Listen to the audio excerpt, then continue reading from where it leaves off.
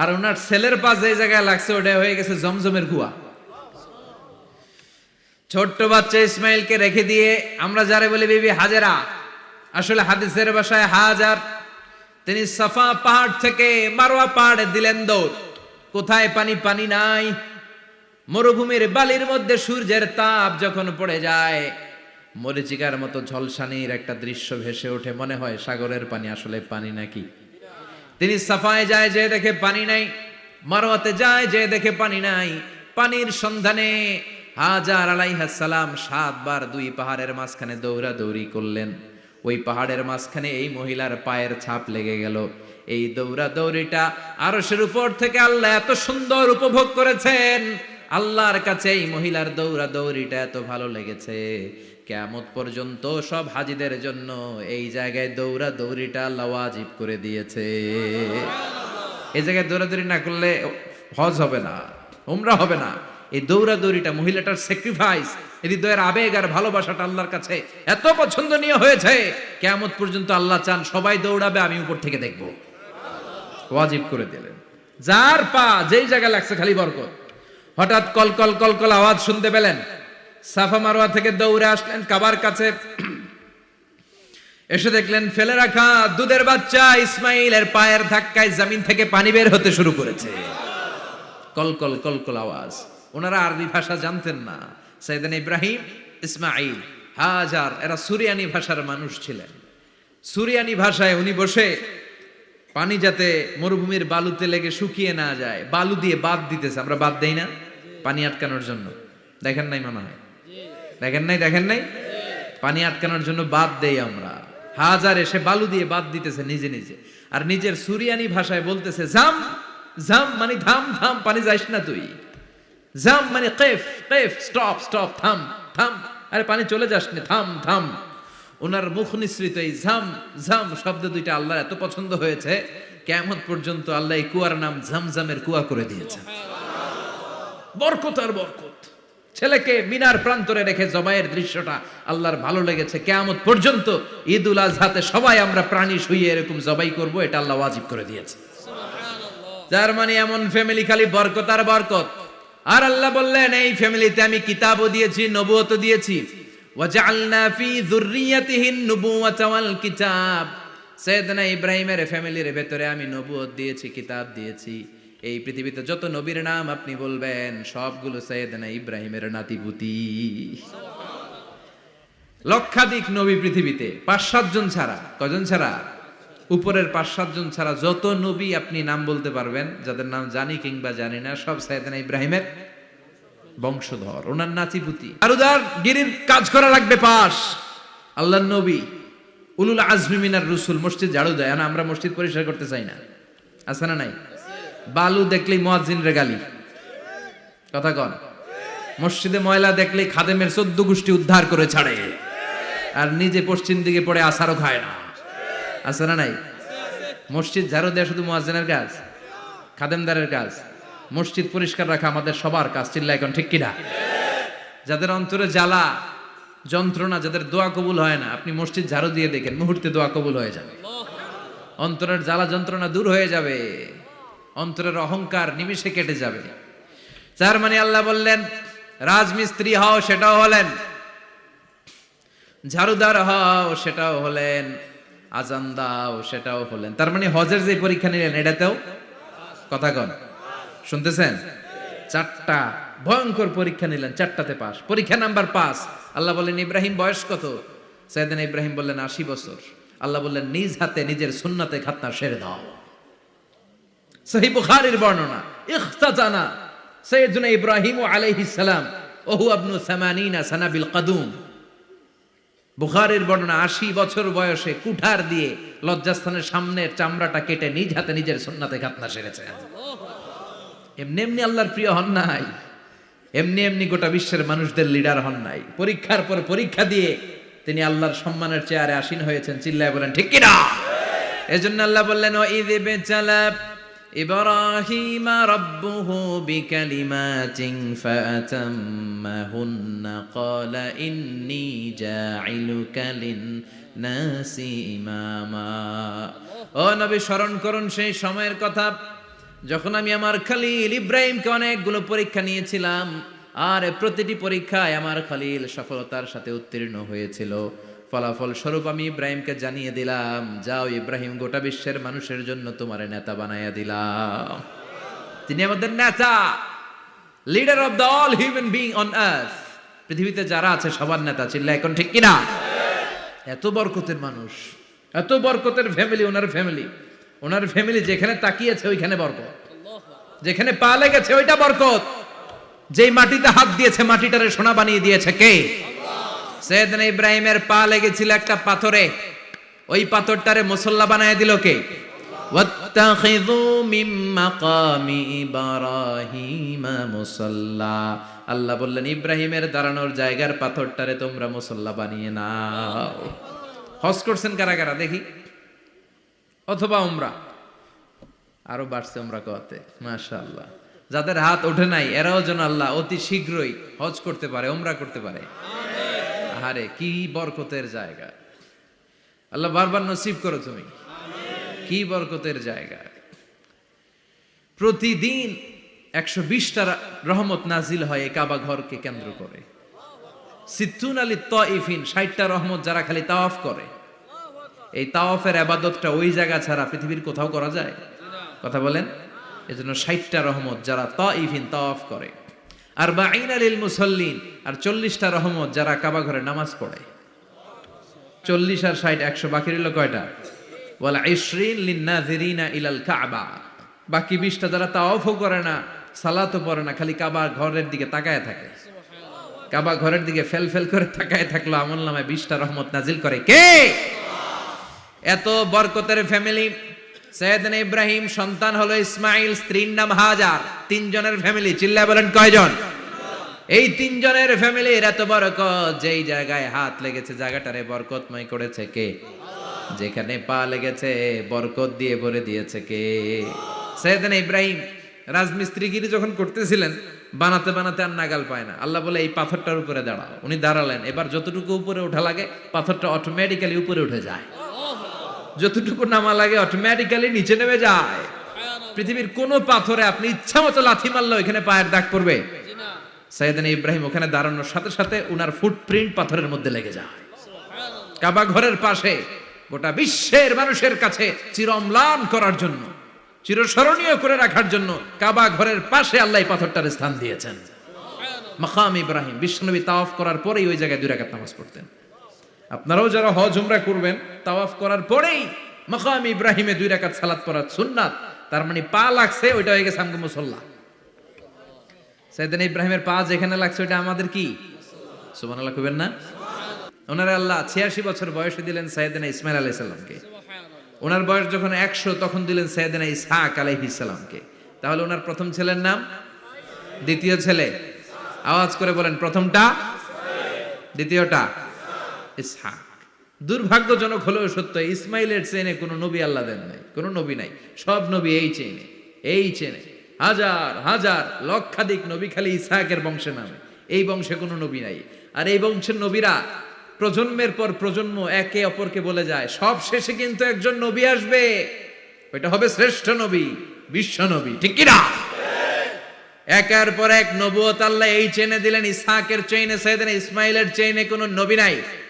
এত নবী এখানে এসেছে, এরা ভেবেই নিয়েছে ওই যে শেষ নবী, যেটা শ্রেষ্ঠ নবী, এটাও এখানেই আসবে। কিন্তু আস্তে আস্তে হাজার হাজার লক্ষাধিক নবী আল্লাহ এইখানে পাঠিয়ে সাইয়েদনা ঈসা আলাইহিস সালামের পরে আল্লাহ স্টপ মেরে দিলেন। স্টপ মেরে দিয়ে 570 বছর পরে শ্রেষ্ঠ নবীটারে আল্লাহ এই চেনে পাঠিয়ে দিলেন। এজন্য আমরা হচ্ছি বানি ইসমাইল। আমরা কি? বিশ্বনবী হচ্ছেন বানি ইসমাইল, বিশ্বনবী কি? আর এরা হচ্ছেন বানি Israil. Changing the leadership from বানি ইসরাইল টু বানি ইসমাইল। এজন্য অহংকারকারীদের পরিণাম শুভ হয় না। এরা নবী পেতে পেতে এই প্রজন্ম অহংকারী হয়ে উঠেছিল আর গালি দিচ্ছিল এই চেইনটা আটকুরা চেইন, নবী আসার দিক থেকে এই চেইনে কোনো নবী নাই, সব নবী এই চেইনে আমরা পাই, আর শ্রেষ্ঠ যে নবীটা আসবে সেটাও এই চেইনে আসবে। আল্লাহ কয় না, আমি খেলা উল্টায় দিব, সব নবী এখানে পাঠালেও শেষ নবী আমি এখানে পাঠাবো না। শেষ নবী আল্লাহ তাআলা সাইয়েদনা ইসমাইলের চেইনে পাঠিয়ে দিয়েছেন। চিৎকার করে পড়েন আল্লাহু আকবার। পৃথিবীর সর্বশ্রেষ্ঠ 3টা ধর্ম, ইহুদিবাদ, খ্রিস্টবাদ আর ইসলাম, এই তিন ধর্মের উৎপত্তি হচ্ছে সাইয়েদনা ইব্রাহিম থেকে। এজন্য এই তিনটা ধর্মকে একসাথে বলে অ্যাব্রাহামেটিক ফেইথ। কম্পারেটিভ রিলিজিয়ান, তুলনামূলক ধর্মতত্ত্ব নিয়ে যাদের পড়াশোনা আছে তারা জানবেন এই তিনটা ধর্মই আল্লাহর দেয়া, কিন্তু ইহুদিবাদ আর খ্রিস্টবাদ আল্লাহর দেয়া শরীয়তের উপর চলতে পারে নাই, শুধু চলতে পেরেছে ইসলাম। চিল্লা এখন ঠিক কিনা? এই জন্য প্রতি নামাজে আমরা বলি গায়রিল মাগদুবি আলাইহিম ওয়ালাদ-দাল্লিন। ও আল্লাহ, যারা মাগদুব মানে ইহুদিরা, তাদের পথে আমরা হাঁটতে চাই না। আবার যারা দল্লিন পথভ্রষ্ট খ্রিস্টানদের পথেও আমরা হাঁটতে চাই না, আমরা হাঁটতে চাই ইসলামের পথে, ঠিক কিনা? আমরা যদি হাঁটতে যেয়ে পথ ভুলে যাই, পথ দেখিয়ে দেয় কে? আমি যদি কোনোদিন পথ ভুলে যাই, হাতছানি দিয়ে কাছে নিও, মমতার বন্ধনে আমায় বেঁধে সব ভুল ক্ষমা করে দিও। চিল্লায় পড়েন আমিন। আল্লাহ বললেন ওয়াজআলনা ফি যুররিয়াতিহিন নুবুওয়াতা ওয়াল কিতাব। আমি সাইয়েদনা ইব্রাহিমের বংশের মধ্যে নবুয়ত দিয়েছি, কিতাবও দিয়েছি। সাইয়েদনা ইব্রাহিম আলাইহিস সালামের উপর কিতাব আছে না নাই? কি নাম কিতাবের? সুহুফে ইব্রাহিম। কোরআনে নাই? আছে না নাই? ইন্না হাযা লাফিস সুহুফিল উলা সুহুফি ইব্রাহিম ওয়া মূসা। সুবহানাল্লাহ পড়েন। অনেক আল্লাহ কিতাব দিয়েছে, নবুয়ত দিয়েছে, সব নবীদের বাবা বানিয়েছে। ওনার উপাধি হচ্ছে আবুল আম্বিয়া। আবার ওনার নামে আল্লাহর কোরআনের ভেতরে 114 সূরার একটা সূরা আছে না নাই? সূরাটার নাম সবাই কোন? আলিফ লাম রা। কিতাবুন আনজালনাহু ইলাইকা লিতুখরিজান নাসা মিনাজ যুলুমাতি ইলান নূর। সুবহানাল্লাহ পড়েন। সূরা ইব্রাহিম আলিফ লাম রা কিতাবুন আনজালনাহু ইলাইকা। ওই নবীর নামে কোরআনের ভিতরে সূরা দিয়েছে কে? আল্লাহ। আবার আল্লাহ বললেন গোলাম জেনে রাখো, উনি তোমাদেরকে মুসলমান নামকরণ করেছেন। তাই ইসলামে যারা অন্তর্ভুক্ত হবে সব মুসলমানদের পিতা আমি আল্লাহ তারা নির্বাচিত করেছি। মিল্লাত আবিকুম ইব্রাহিম হুয়া সাম্মাকুমুল মুসলিমিন। আওয়াজ করে বলেন মুসলিম জাতির পিতার নাম কি? আমাদের জাতির পিতা কেডা? সবাই কোন? মনে থাকবে না ভুল করবেন? ভুল করবেন? জাতির পিতা কে? চিল্লায় বলেন জাতির পিতা কে? মিল্লাত আবিকুম ইব্রাহিম ওয়া সাম্মাকুমুল মুসলিমিন, যিনি তোমাদেরকে মুসলমান বলে অভিহিত করেছে। আবার আল্লাহ বললেন ইব্রাহিম সবাইরে তুমি মুসলমান নাম রাখলে, তুমি মুসলমান হও। আসলিম ক্বালা আসলামতু লিরাব্বিল আলামিন বলতে দেরি, কালিমা পড়ে মুসলমান হতে দেরি নাই। চিল্লায় পড়েন আল্লাহু আকবার। আবার আল্লাহ বলে আমার নবী ইব্রাহিম এমন নবী, এই নবীর মতো বিনয়ী নবী নাই। ইন্না ইব্রাহিম লাহালিমুন আওয়াহুম মুনীব।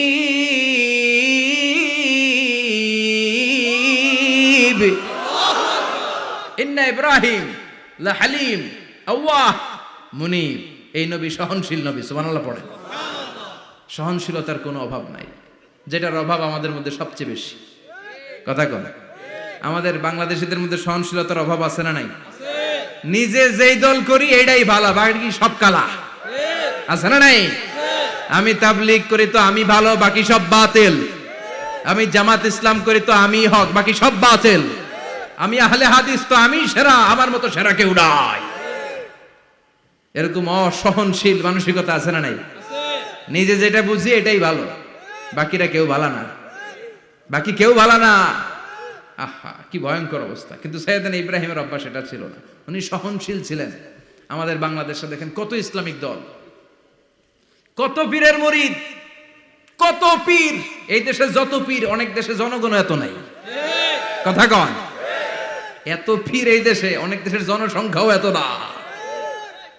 এক ইসলাম, এক কোরআন, এক নবী, তারপরে গুতাগুতি আছে না নাই? কেউ কাউরে দেখতে পারে না, ঠেলা ঠেলি।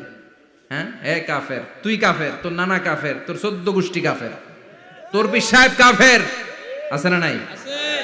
কয় আমার পীর সাহেব কাফের হলে তোর পীর সাহেবের 14 গোষ্ঠী কাফের। ওই কাফের মরলে যেখানে কবর দেয়া হবে, ওই কবরের উপরে যে ঘাস উঠবে, ওই ঘাস যে গরু খাবে, ওই গরুর দুধ যে খাবে, ওইটাও কাফের। কথা কন, আছে না নাই? কেউ কারো ভালো সহ্য করতে পারে? একজন বলছিল, ভাই এই বাংলাদেশের জাতীয় খেলা হাডুডু হইলো কেন? আমাদের জাতীয় খেলার নাম কথা কন, দেখছেন একটা সামনে যাইতে চাইলে বাকি সবাই ঠ্যাং ধরে নিচের দিকে নামে, আছে না নাই? সামনে যেতেই দিবে না, ভালো কাজ করতেই দিবে না, কারো ভালোটা কেউ সহ্য করে না। উপরের দিকে উঠতে চাইলে ঠ্যাং ধরে ওইটারে নামায়। এজন্য আমাদের জাতীয় খেলা হাডুডু। কথা বলেন। আল্লাহ বললেন সাইয়েদনা ইব্রাহিমের চরিত্র কিন্তু এমন ছিল না। ইন্না ইব্রাহিম আলা হালিমুন আওয়াহুম মুনিব। আমার ইব্রাহিম ছিল সহনশীল। আল্লাহু আকবার। আমাদের বাংলাদেশিদের এখন সবচেয়ে বেশি দরকার এটা, সহনশীলতা। আমরা অযাচিত মন্তব্য করতে দ্বিধাবোধ করি না, কমেন্টস করতে দ্বিধাবোধ করি না। ফেসবুকে ইউটিউবে কমেন্টস আছে না নাই? কার ব্যাপারে তুমি কমেন্টস করো, কি বিষয়ে কমেন্টস করো, ওই বিষয়ে আদৌ তোমার ধারণা আছে কিনা, পড়াশোনা আছে কিনা, তুমি ওইটাতে স্পেশালিস্ট কিনা, কোনো ধারণা, ইচ্ছে মতো কমেন্ট আছে না নাই? ইচ্ছে মতো মন্তব্য, একে অপরের প্রতি হিংসা, কোনো ভালোবাসা নাই, মহব্বত নাই। এক নবীর উম্মত, এক লা ইলাহার পতাকার তলে আমরা দাঁড়িয়ে, চিল্লায় বলেন ঠিক কিনা? তারপরে গুতাগুতি, কিলাকিলি, কেউ কাউরে দেখতে পারে না। আল্লাহ তুমি হেফাজত করো, আমাদের মধ্যে তুমি ঐক্য তৈরি করে দাও, হিংসা জিঘাংসা তুমি হৃদয় থেকে দূর করে দাও। আবার আল্লাহ বললেন ইন্না ইব্রাহিম কানা উম্মাতান ওয়াহিদা। আমার খলিল ইব্রাহিম শুধু সহনশীল নয়, আমার খলিল ইব্রাহিম একাই একটা উম্মত। এটা একটা কথা হইল? একা একটা উম্মত হইতে পারে? আমরা সবাই উম্মত, কোটি কোটি মানুষ, ফলে বিশ্ব নবীর উম্মত, উম্মতে মুহাম্মাদে, ঠিক কিনা? একজন কি একটা উম্মত হইতে পারে? আল্লাহ বলেন ইব্রাহিম এমন নবী, একাই একটা উম্মত। সুবহানাল্লাহ পড়ে। ইন্না ইব্রাহিম কানা উম্মাহ ওয়াহিদার কারণ উনি যখন জমিনে ছিলেন একটা লোক আল্লাহর নাম নেয়ার মতো ছিল না, সব ছিল মুশরিক, উনি ছাড়া সব মুশরিক। উনি ছিলেন মুওয়াহহিদ, তাওহীদের পক্ষে। উনি ছাড়া পৃথিবীতে তখন যারা ছিল সব ছিল তাওহীদের বিপক্ষে, মানে মুশরিক। আল্লাহ বুঝাতে চাইলেন পুরো মুশরিক গোষ্ঠী একটা উম্মত, আমার ইব্রাহিম খলিল একাই আরেক উম্মত। ইন্না ইব্রাহিম কানা উম্মাতান ওয়াহিদা। সাইয়েদনা ইব্রাহিমের সময়কালে মুসলমান বলতে কেউ ছিল না, উনি একা ছাড়া। তার মানে গোটা বিশ্বের সব মুশরিক মিলে একা একটা উম্মত, সাইয়েদনা ইব্রাহিম নিজে নিজেই একটা উম্মত। কি পরীক্ষা করে কিভাবে আল্লাহ ওনারে উত্তীর্ণ করেছেন, এজন্য খুশি হয়ে আল্লাহ ওনারে খালিল উপাধি দিয়েছেন। কথা কন। ওনার কিছু উপাধি আছে, একটা হচ্ছে সিদ্দিক। কি উপাধি? আমাদের অনেকের নাম আছে না? এদিকে আছে সিদ্দিক নামে কেউ? মাশাআল্লাহ আছে তো। সিদ্দিক মানে কি জানেন? হ্যাঁ, কথা কন। সত্যবাদী। শুধু সত্যবাদী না, সত্য প্রকাশে, সত্য গ্রহণে, সত্যের ব্যাপারে আপোষহীন, কোনো আপোষ করে না। চিল্লায় এখন ঠিক কিনা?